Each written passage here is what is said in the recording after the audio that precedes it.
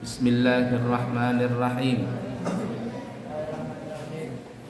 Alhamdulillahi rabbil alamin.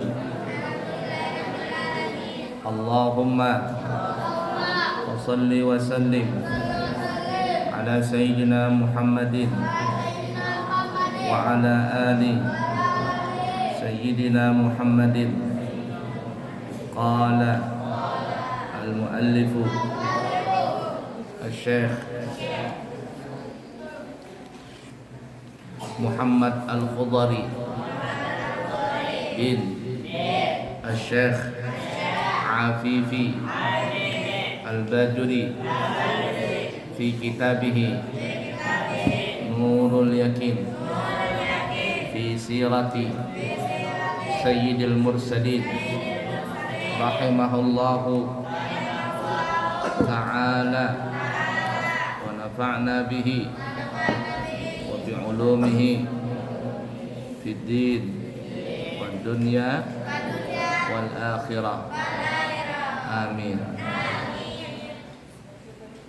Pada pertemuan yang lalu kita telah sampai di dalam kisah Nabi kita Muhammad SAW mendapatkan wahyu pertama, yaitu dari surah Al-Alaq, 5 ayat pertama dari surah Al-Alaq.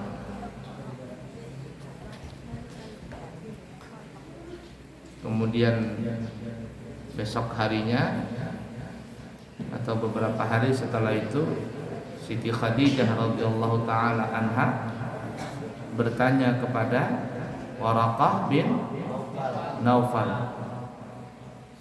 gerangan apakah Nabi Muhammad mendapatkan hal seperti itu? Siapa yang menemui Nabi Muhammad? Maka Waraqah bin Naufal mengatakan, yang menemui Nabi Muhammad itu adalah sama orang yang pernah menemui Nabi Musa. Waraqah bin Naufal mengatakan namanya Namusul Akbar, yakni malaikat Jibril alaihi salatu wassalam. Jadi di karangan dikatakan oleh Waraqah bin Naufal itu adalah Namusul Akbar, nama lain daripada malaikat Jibril. Nama lain daripada malaikat Jibril juga Jibrail. Nama lain daripada malaikat Jibril juga adalah Ruhul Qudus. Ruhul Qudus, Jibrail, Jibril, Namusul Akbar itu satu orang, yaitu malaikat Jibril alaihi salatu wassalam. Bahkan Waraqah bin Naufal yang pada saat itu sudah tua mengatakan kepada Siti Khadijah bahwa nanti Nabi Muhammad ini akan mendapatkan tantangan besar dari kaumnya. Beliau yang semulanya banyak dicintai orang dan tidak ada satupun yang membencinya, tapi setelah beliau berdakwah nanti, orang yang membenci beliau kalangan orang-orang yang tidak mau beriman. Yang cinta dan sayang dan mengikuti Nabi Muhammad adalah orang-orang yang beriman, dan kebanyakan pertama kali itu yang beriman adalah dari kalangan orang-orang yang biasa, bahkan dari kalangan orang-orang miskin.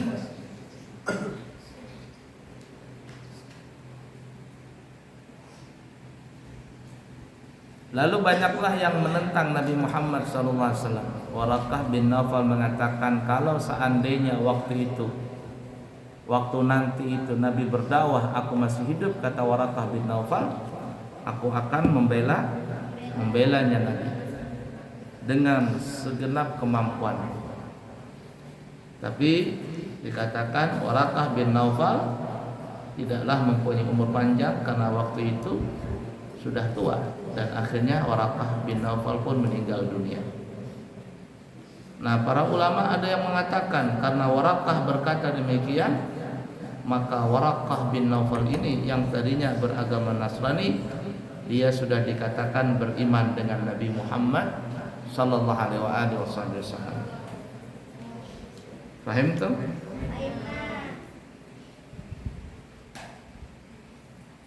Kita buka halaman 52, kelanjutan Nabi kita.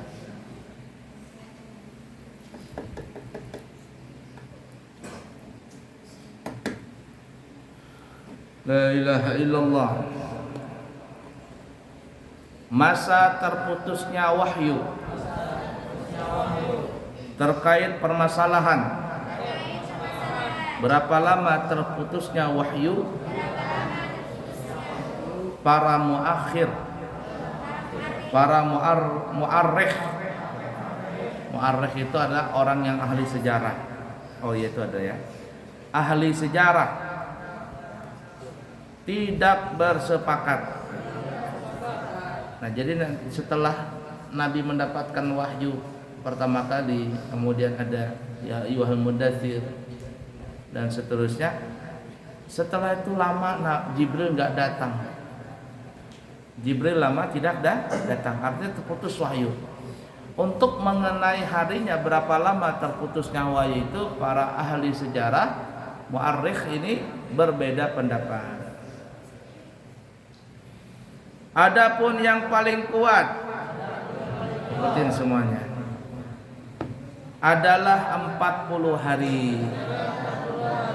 Nah, jadi berhentinya wahyu alias Jibril tidak datang itu selama 40 hari. 40 hari ini adalah angka keramat, termasuk angka keramat lah bahasa kita ya. 40 tadi itu. Nabi Musa bermunajat di Tur Sina 40 hari. Manusia dari setetes mani berubah menjadi segumpal darah 40 hari. Segumpal darah menjadi segumpal daging 40 hari. Lalu setelah itu 40 hari kemudian ditiupkan wahyu, ditiupkan roh di dalam janin tadi. Banyak sekali rahasia 40 hari ini. Orang yang umrah atau orang yang berhaji ketika dia berada di Madinah itu disebut, ada namanya istilah arba'in. Siapa yang melaksanakan sholat 40 waktu, arba'in itu 40 namanya, 40 waktu, maka dia dibebaskan dari orang munafik dan juga terhindar dari api neraka. Itu khusus di Madinah. 40 waktu kurang lebih 8 hari. 5 kali 8 sama dengan 40. Tapi selain di Madinah, bagi kita pada umumnya khususnya yang tinggal di Kalimantan ini, siapa yang bisa melaksanakan sholat berjamaah selama 40 kali, bukan 40 kali tapi 40 hari maksudnya, maka dia terbebas dari sifat munafik dan juga terbebas dari api neraka. Kalian yang di sini ada 40 hari di sini nggak pulang-pulang, lalu melaksanakan sholat berjamaah tidak pernah masbuk, maka kalian sudah mendapatkan golden ticket, 2 golden ticket. Yang pertama terbebas dari orang munafik, dan yang kedua terbebas dari api neraka. Tapi apabila ada orang yang tidak melaksanakan sholat berjamaah selama 40 hari, walaupun dia sholat tapi sendiri, maka dia belum mendapatkan 2 golden ticket tadi. Nah, pulang udah sampai 40 hari. Jepri pulang udah sampai 40 hari umpama. Pas pulang udah berjamaah. Apa yang terjadi? Maka jar orang Banjar ruah, tahu ruah? Ruah itu bahasa kitanya bolong, sudah expire. Ngulang lagi dari awal. Mana Rituan ini? Ada Rituan? Daus, ada Daus? Nah. Jadi banyak sekali rahasia dari 40 ini. Rahasia daripada 40 tadi.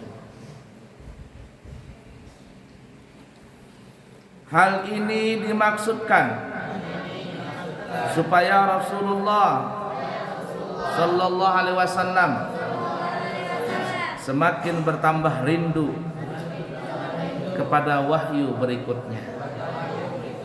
Nabi sudah mulai candu dengan kedatangan Jibril, sudah candu dengan wahyu dari Allah Ta'ala. 40 hari tidak datang Jibril, maka Nabi pun semakin menggebu-gebu rindu ingin mendengar dan mendapatkan dari wahyu Allah Ta'ala tadi. Kemana Jibril kok nggak datang-datang ini? Rindu. Apalagi lagunya Abu yang nggak hafal tuh. Nah, rindu. Karena orang itu semakin jarang bertemu, itu semakin rindu. Kalau orang sudah cinta, kalau jarang bertemu, maka dia semakin rindu. Sehingga Nabi kita pun mengajarkan zur giban tasdad huban. Zur giban tasdad huban. Kalau kalian itu ziarah, berkunjung kepada rumah teman dan sebagainya, sanak saudara, jarang-jarang saja, jangan sering-sering. Karena kalau jarang-jarang itu akan menambahkan kerinduan. Kalau sering-sering orang bosan. Ya, ini lagi yang datang. Besok-besok ini lagi yang datang. Tapi kalau jarang datang, 3 bulan sekali atau 6 bulan sekali, subhanallah. Atau setahun sekali. Orang mudik lebaran tuh setahun sekali kan ya. Kalau tiap bulan mudik, tidak ada rasa rindu. Nah, jadi hikmah kenapa Allah menghentikan wahyu tadi, supaya Nabi itu semakin bergebu-gebu, bergelora di dalam hatinya, ingin bertemu Jibril agar bisa mendapatkan wahyu dari Allah Ta'ala.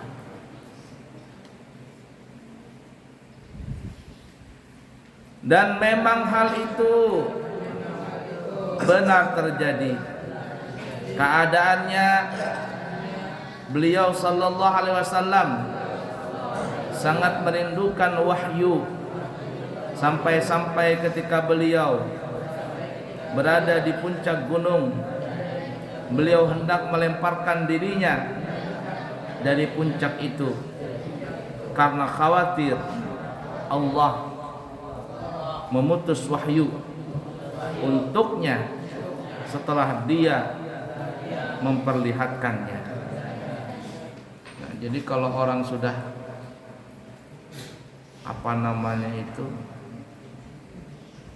dimabuk cinta, dimabuk rindu, itu luar biasa sudah. Kalau masih ketemu biasa, tapi kalau sudah jarang ketemu baru merasa kehilangan.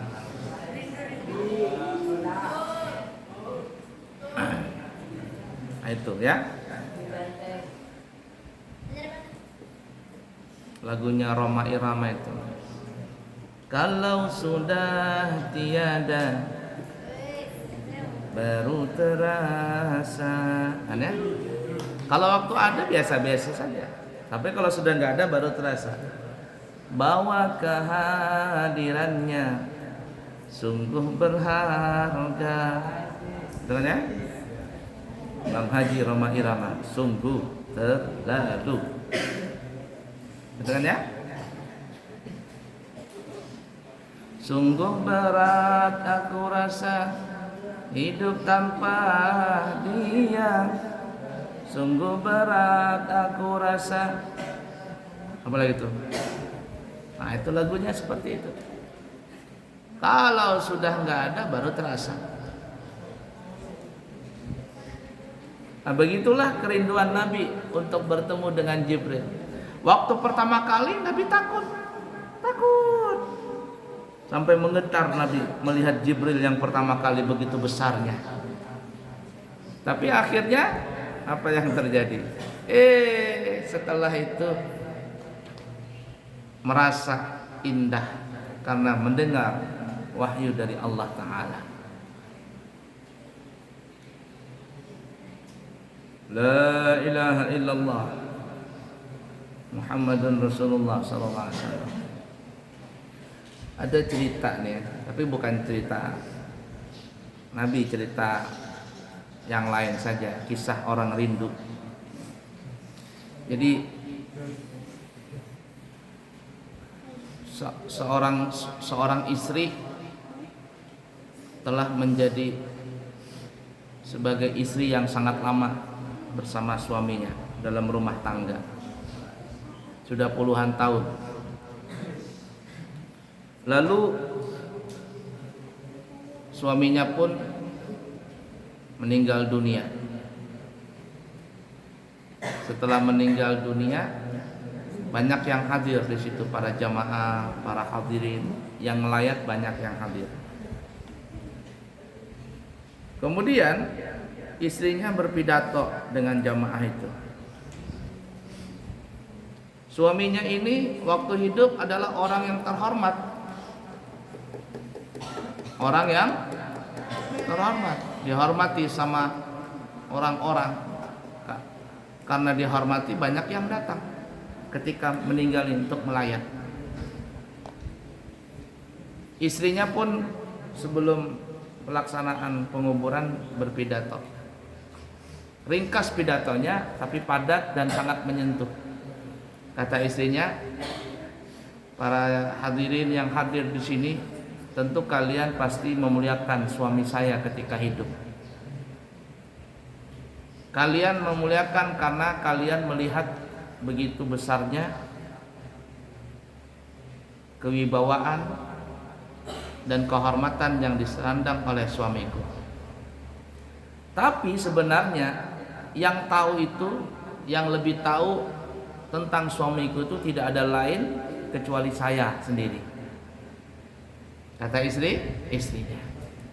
Memang benar suamiku itu adalah orang yang terhormat, sehingga kalian datang ke sini untuk menghormati suamiku sebagai penghormatan terakhir.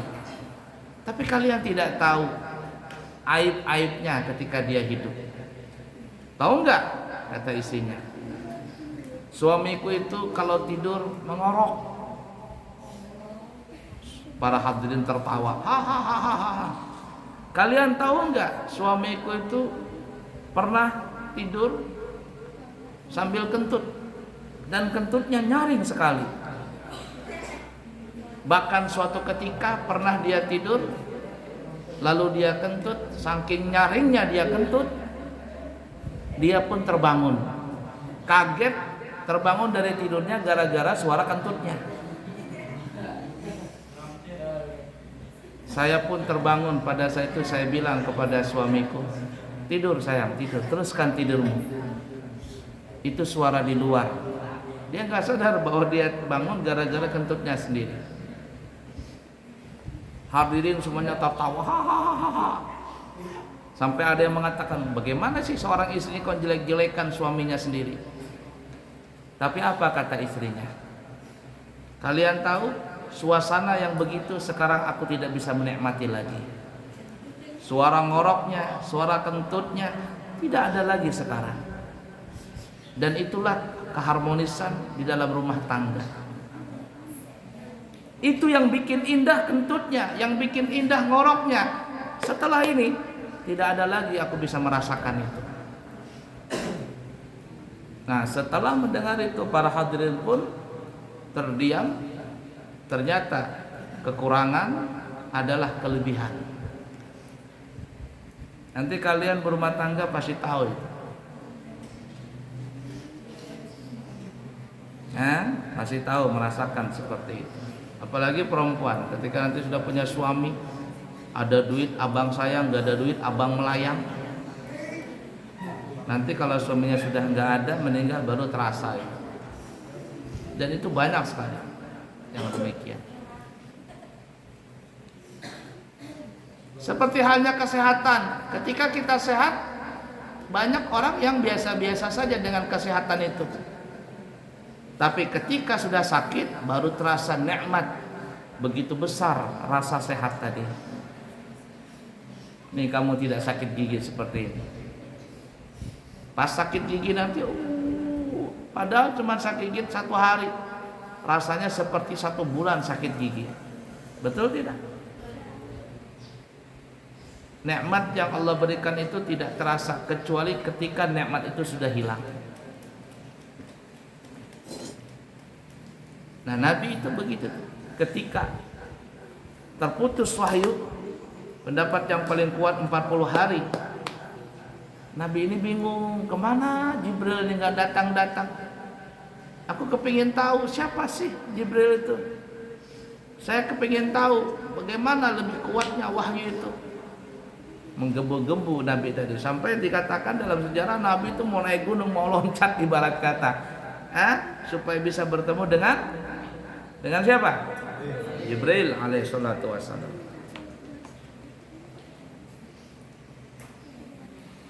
La ilaha illallah.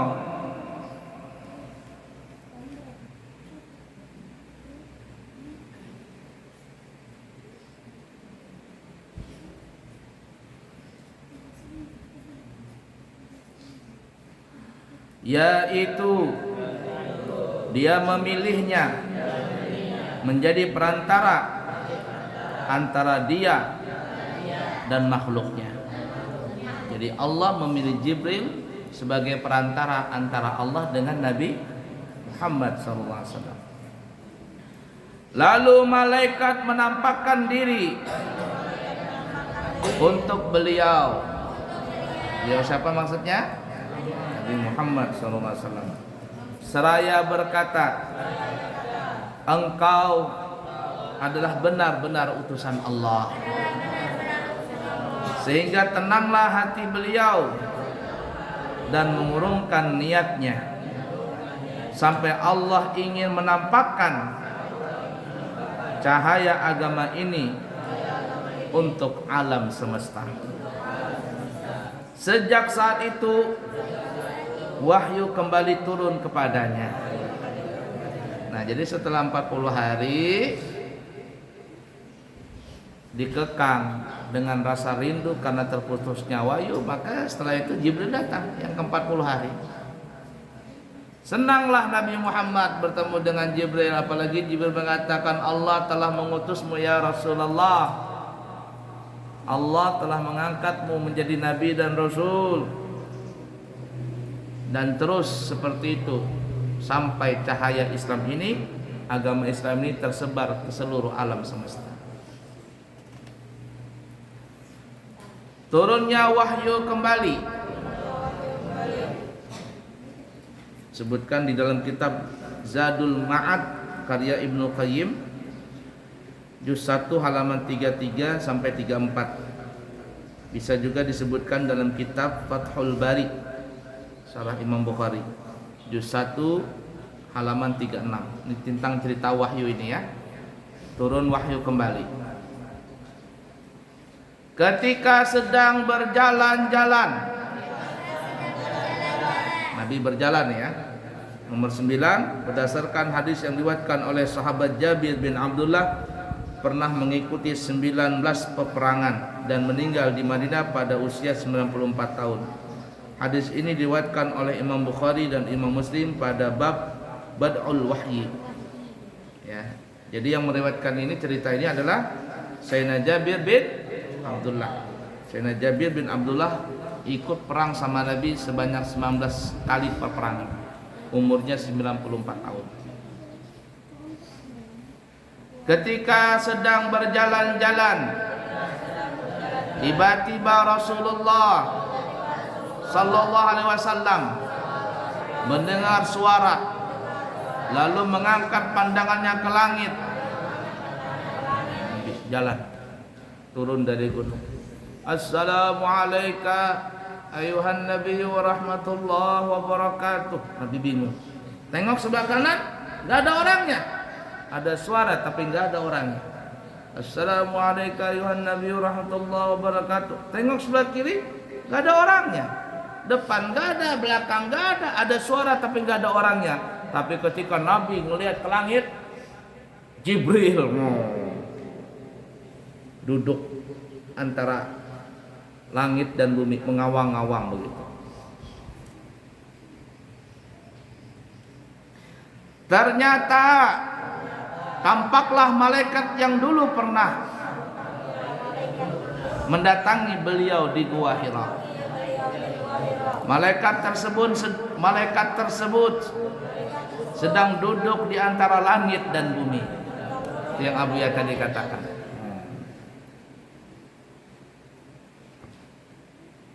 Beliau pun merasa takut kepadanya, mengingat apa yang pernah dilakukan malaikat tersebut pada pertemuan pertama kali. Apa yuk? Dipeluk Nabi sampai Nabi susah bernafas. Kemudian Allah lalu beliau pulang ke rumah dan berkata, Zammiluni, Dathiruni, selimuti aku. Jadi pas Nabi pulang, bilang sama Siti Khadijah, selimut, aku kedinginan. Kataku dingin, takut. Maka Nabi pun diselimuti oleh Siti Khadijah, dan saat itu maka firman Allah dalam surah Al-Muddathir pun turun lagi lewat Jibril. Kemudian Allah Subhanahu wa taala menurunkan firman-Nya, A'udzu billahi minasy syaithanir rajim.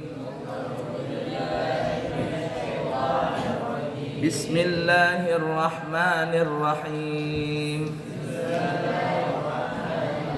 Ya ayyuhal muddaththir, hai orang yang berselimut, qum fa'anzir, lalu berilah peringatan, bangunlah lalu berilah peringatan. Maksudnya berilah peringatan kepada umat manusia dari azab Allah bila mereka tidak juga mau meninggalkan kesesatan dan peribadahan yang dilakukan oleh kakek moyang mereka. Wa rabbaka fakabbir, dan Rabbmu maka agungkanlah.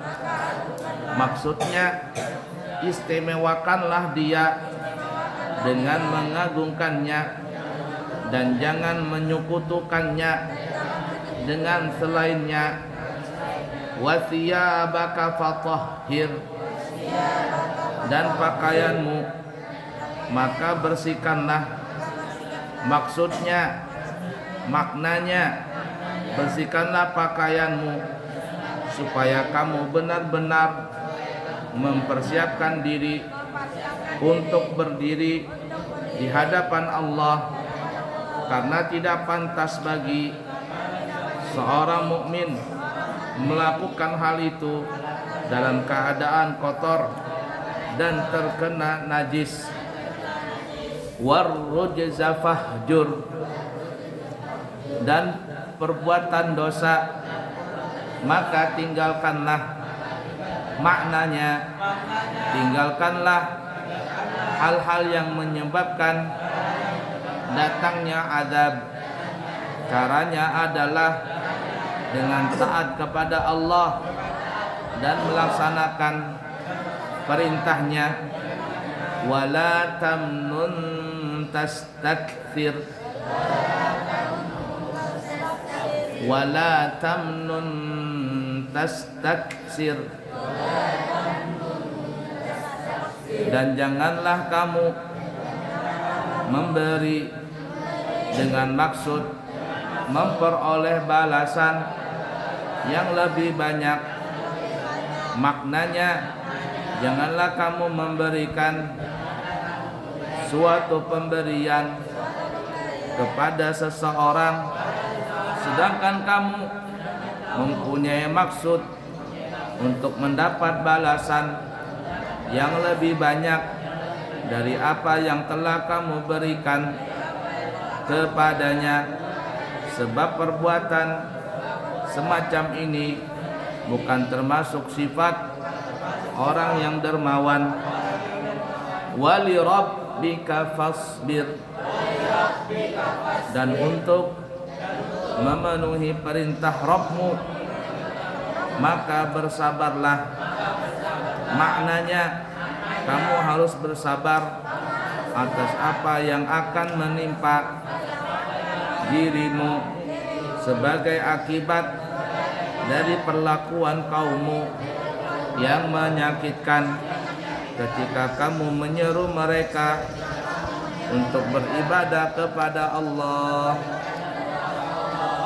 Di sini Nabi diangkat sudah, disuruh berdakwah. Abuya Syarwani, Allah yarham, Abuya Ahmad Syarwani Zuri, beliau memberikan pelajaran kepada Abuya masih kecil waktu itu. Kata Abuya Syarwani, kalau orang mau jadi penceramah maka lihat ayat ini, surah Al-Mudaththir dari ayat 1 sampai ayat yang ke-7. Karena Nabi diperintahkan oleh Allah untuk berdakwah. Artinya bagi para pendakwah kalian nih, mau jadi ulama, jadi asatidz, mau jadi penceramah, lihat ayat ini. Apa kata Allah? Orang yang berselimut, bangun, beri kabar kepada orang-orang yang lain. Artinya jadi pendakwah jangan malas-malasan. Tidak boleh malas-malasan, tidak boleh tebar pilih. Ini amplopnya 200, yang di sana 500. Padahal yang ngundang duluan adalah amplop yang 200, lalu pilih yang 500, yang 200 ditinggalkan, tidak boleh. Orang berdakwah hujan sedikit, malas turun, tiduran aja selimut, tidak boleh. Ya, tidak bangun, semangat. Apalagi belajar sambil tidur. Ini mental apa ini, pendakwah tidur. Enggak boleh. Qum fa'anzir, bangun, beri kabar, peringatan kepada orang-orang lain. Jadi kalau sebagai santri sudah malas, bagaimana mau jadi pendakwah nanti? Suruh dakwah tidur, suruh dakwah enggak mau. Wa rabbaka fakabbir, orang yang mau berdakwah itu rabbaka wa rabbaka fakabbir, agungkan, muliakan nama Allah. Artinya kita berdakwah ini karena Allah. Orang ngasih, orang tidak kasih, tidak usah dihiraukan. Dakwah dulu. Nanti kalau kamu jadi kiai, jadi ibu nyai, suruh ceramah ini ceramah itu, pergi sudah. Orang kasih, orang tidak kasih, itu urusan belakang. Kenapa? Tujuannya adalah karena Allah. Wa rabbaka fakabbir, dan untuk Allah dan karena Allah maka agungkan, besarkan nama Allah tadi. Ingatin itu kamu nanti kalau berdakwah.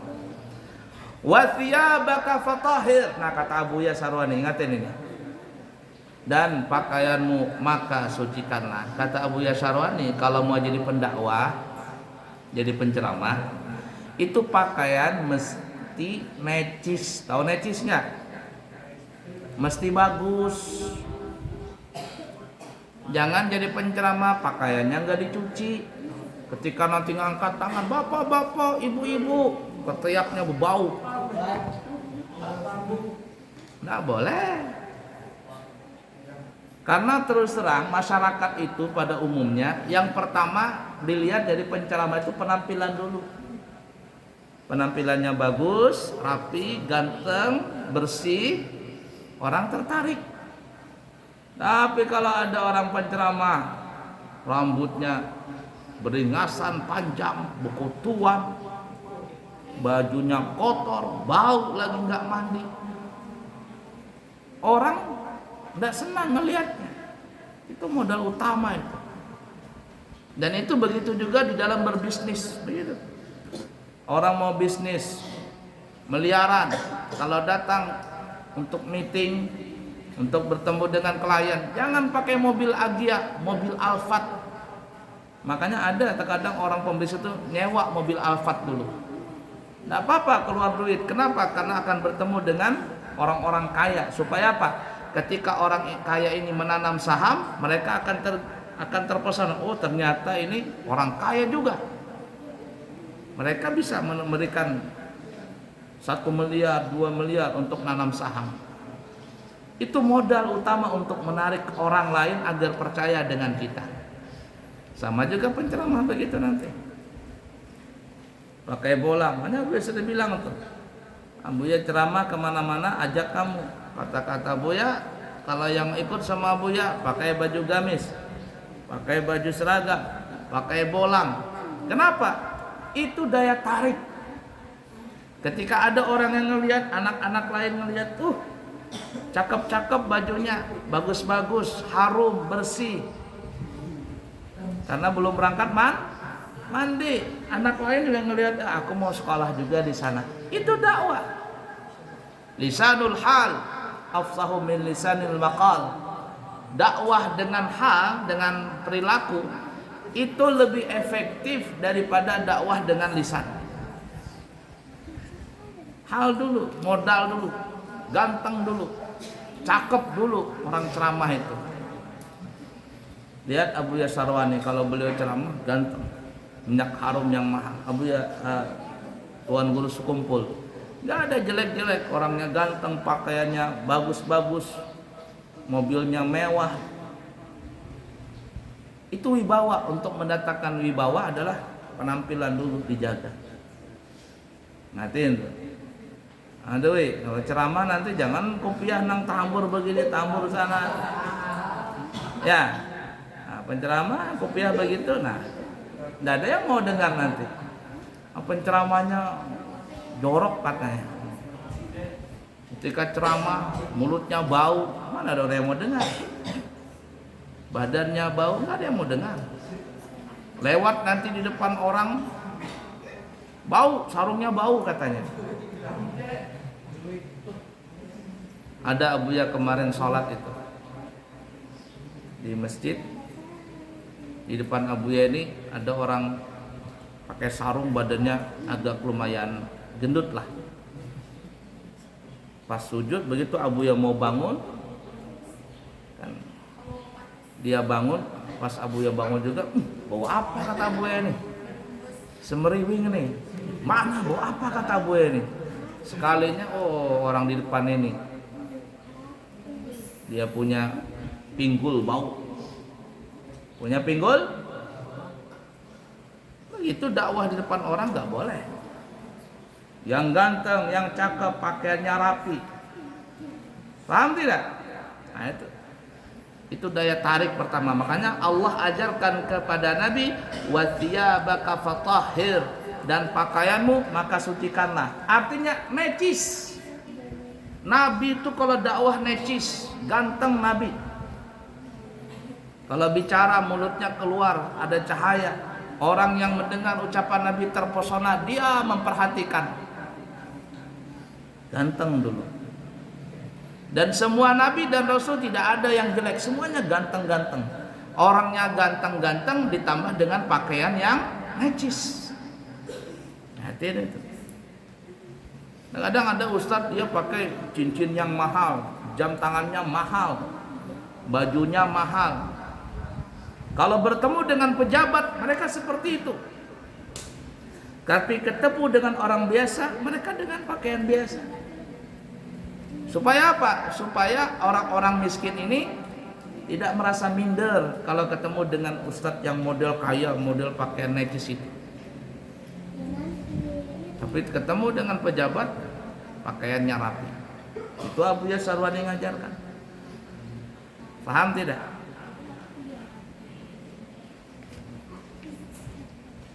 Warruzza fahjur. Kalau orang mau jadi penceramah, tinggalkan perbuatan dosa. Jangan nyuruh orang tapi dia yang melakukan. Bapak-bapak, ibu-ibu, jangan tinggalkan sholat. Lah dia nggak sholat. Bapak-bapak, ibu-ibu, jangan berkata kasar. Lah dia sendiri berkata kasar. Bapak-bapak, ibu-ibu, jangan berjudi. Dia main judi. Mana ayat tadi? Warrujza fahjur. Dan perbuatan dosa maka tinggalkanlah. Wala tamnun tastakthir. Perhatikan nih, wala tamnun tastakthir. Jangan juga kata Allah Ta'ala kamu memberikan sesuatu tapi kamu minta balasan yang banyak. Ingat ini, kalau berdakwah ikhlas-ikhlas. Jangan masang target. Saya sudah 1 jam, saya datangnya jauh-jauh begini, mestinya saya dikasih 5 juta, 7 juta. Jangan. Tidak boleh begitu. Nanti dalam berdakwah nanti. Nah, lain halnya kalau ada orang masang iklan. Apa namanya? Endorse apa itu? Endorse. Nah, Pak Ustadz, ya, umpama Dwi nanti jadi Kiai Muhammad Baydawi. Ya. Pak Kiai Baydawi, kami ada ini masang apa namanya? Endorse tadi. Nah, ini ada iklan baju nih. Bajunya mereknya baju Madinah.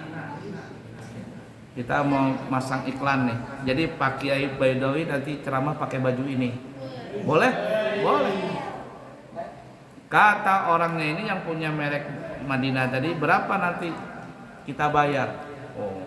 Berapa harga bajunya kata Baidawi? Harganya ini satu bajunya 200.000. Berapa produksi? Mungkin perkiraan sampai 5.000. 200 kali 5.000 produksi dalam 1 bulan. Jadi selama ceramah Baidawi selama 1 bulan pakai baju itu. Kata Baidawi, oke. Tapi saya minta berapa kata orang ini? Anunya kontraknya selama 1 bulan pakai baju merek kami. Kata Baidawi, berapa nawarkannya? Kami nawarkan 1 M. Kata Baidawi, jangan 1 M lah. 2 M gimana? 1 bulan Baidawi baju gratis kan ya. Tapi kalau Baidawi ceramah yang hadir sampai ratusan ribu orang. Bayangkan produksi baju 500.000 setiap hari kali sebulan. 2M gimana? Kurang dikit Pak Kiai. Ya sudahlah, 2M kurang 100 juta. Jadi 1M 900 juta. Gimana? Deal? Deal. Itu enggak apa-apa. Kenapa? Karena ini dia masang Tapi kalau cuma dakwah biasa, jangan coba-coba target saya ini datangnya pakai mobil Alphard ini itu, saya harus dikasih 5 juta sekali ceramah atau 7 juta. Jangan. Paham kira-kira? Ikhlas-ikhlas dalam berdakwah. Dikasih tidak dikasih, sudahlah Allah yang ngatur. Nah, itu tuh ya. Nanti Baidawi jadi kiai besar tuh ya. Wa li rabbika fasbir, dan untuk Tuhanmu maka bersabarlah. Ingatin ini yang para pendakwah nanti. Kalau menjadi pendakwah, gue sering bilang, maka bersabar. Nanti ketika kamu sudah jadi kiai, jadi ustadz, jadi ibu nyai, jadi ustadzah, banyak orang yang iri dengan kamu. Banyak orang yang jelek-jelekin kamu banyak, yang tidak senang dengan kamu banyak. Kenapa? Karena semakin tinggi pohon, maka semakin kencang juga anginnya. Ingatin tuh. Bersabar saja, santai saja, jalanin. Jangan dibalas orang-orang yang iri itu, yang jelek-jelekin kamu. Diamkan saja. Terus berjalan. Nanti dia sendiri yang kecapean. Ketika dia kecapean karena kamu tidak meresponnya, dia akan berhenti sendiri, sedangkan kamu terus naik. Terus naik, rizkimu naik, semakin kamu juga terkenal. Paham ya? Ini ayat tadi surah Al-Mudaththir dari 1 sampai ayat 7. Itu Nabi, Allah mengajarkan kepada Nabi dalam berdakwah seperti itu. Tapi pada umumnya Allah mengajarkan kita kalau mau jadi pendakwah, pelajari 7 ayat pertama dalam surah Al-Mudaththir ini. Fahim tuh? Wallahu a'lam. kita sambung lagi ya. Cukup sekian dulu. Wassalamualaikum warahmatullahi wabarakatuh. Wa ala alihi wasallam. Alhamdulillahi rabbil alamin. Taqabbalallahu minkum.